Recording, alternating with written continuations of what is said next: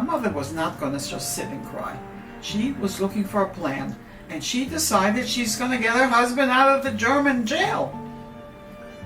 Impossible. So she got advice. There was an underground working. There were people who had all kinds of good ideas, but from all the ideas, she picked the right ideas because it worked. I'm sure she had some bad plans from some people. I don't have details from her, but what she did in the end is she took visa. We had gotten visa to go travel to America, but we were a family of 4, the parents and 2 little girls, and we only received 3 because my father was born in Poland, and the Americans had a quota on the amount of visa they allowed, and the Polish quota had been filled. So at the time they got 3 for the 3 German born, my sister and I and my mother. And therefore my parents didn't use it because they didn't want to get separated. So these visas were just lying there in the drawer somewhere.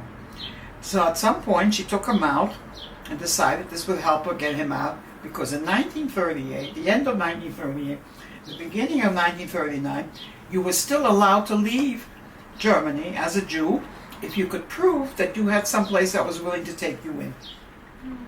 Well, she wasn't going to go with 3. So she asked advice, and someone told her where to get a 4th one. At the same time, she saw that the visa had expired. They had a certain date on them. So she went to a forger. Now, my mother never in her life knew what a forger was and had never been to such a person. But she got good advice and money. She took from the money that they had from the store. He fixed the visa that had expired, and he created a 4th one. And then with the 4 visa, she walked down to the jail again and demanded they release her husband. Here, I have proof. We have where to go. We had permission to go to the States.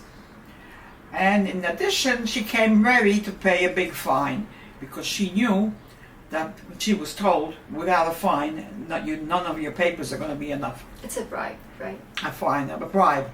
Not a fine, you're right. It's a bribe. She paid, I don't know how much it was, but she paid a big bribe.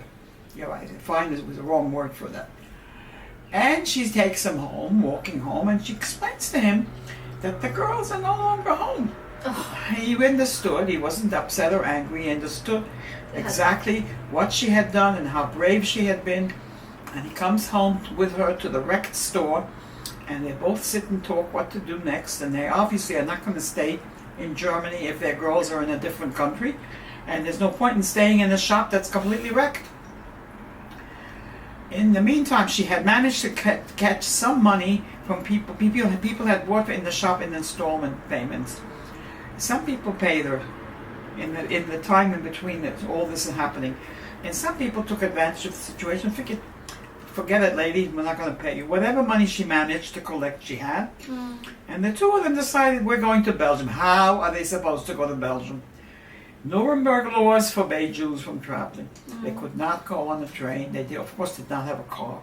Had they had a car, they wouldn't have been able to use it. Again, they got advice. They asked a lot of people, what can we do? And they were told about a smuggler. Now first she heard about a forger, now she heard about a smuggler. These are not terms that were common to my mother. The smuggler will take them to the Belgian border if they pay him. Okay. Where is the smuggler? He's not in Dortmund. He's in another town. I never heard the name of the other town. How do you get from Dortmund to this other town? You're not allowed to travel. You have to go by train. Somebody explained to them how Jews travel by train in 1938 when they're not allowed to travel. This was a very brilliant idea. Until today, I cannot grasp what an impossible thing.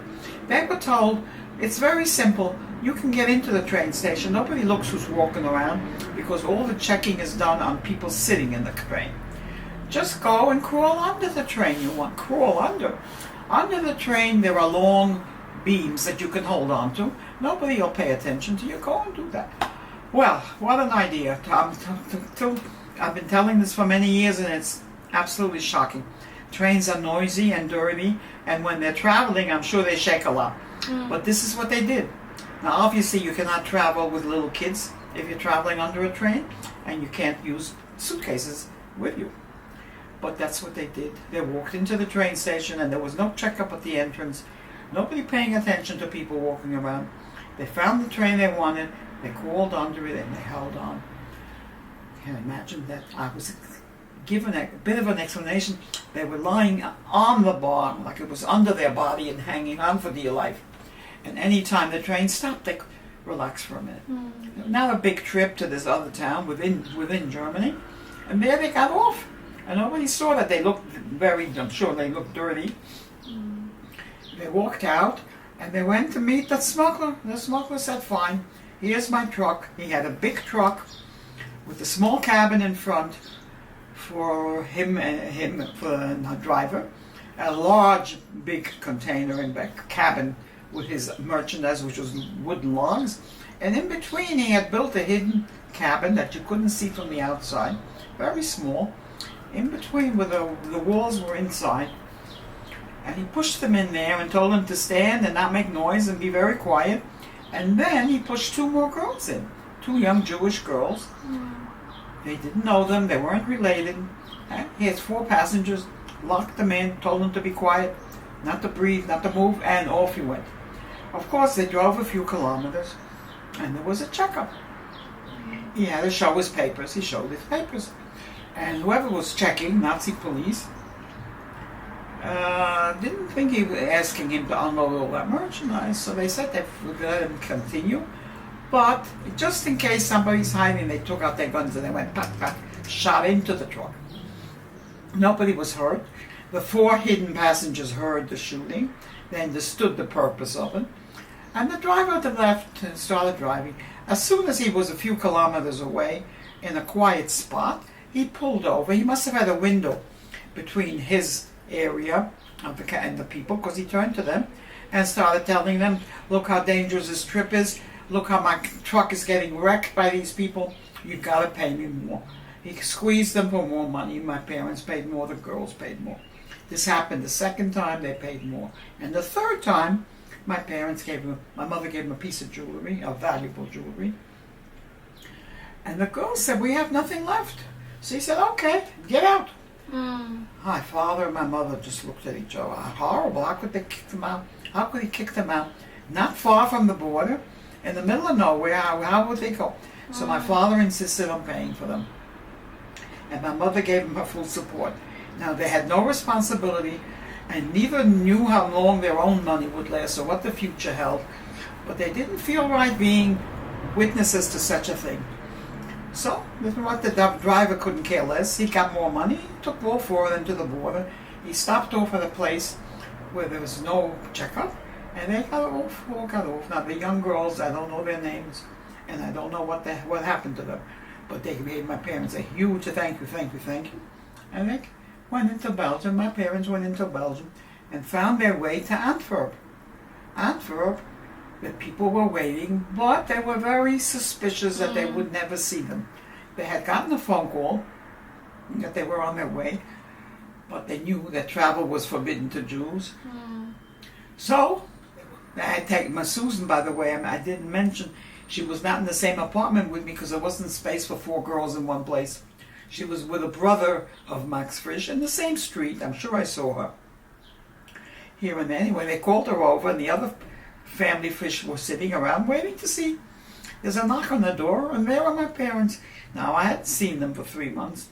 I had adjusted. I had learned to appreciate, I was getting good care from these lovely people.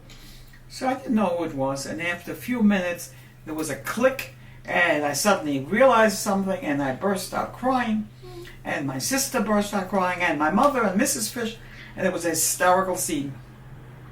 Total chaos. And my father was sitting on the side, and he's looking at this, and he made 2 decisions that I think were very important for us, very decisive. He decided we're never going to stay in a country where the Nazi Germans come in, and we're never going to get separated from each other. Now, I tell this story, and people tell me what nonsense. It's not in his hands.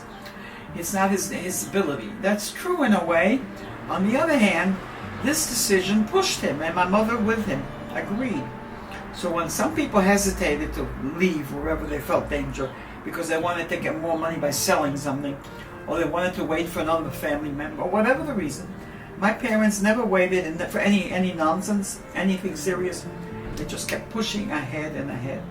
Now, it took them 2.5 years from where we were in Dortmund, Germany, till we got to Portugal, which is the last country before you hit the Mediterranean Sea, obviously.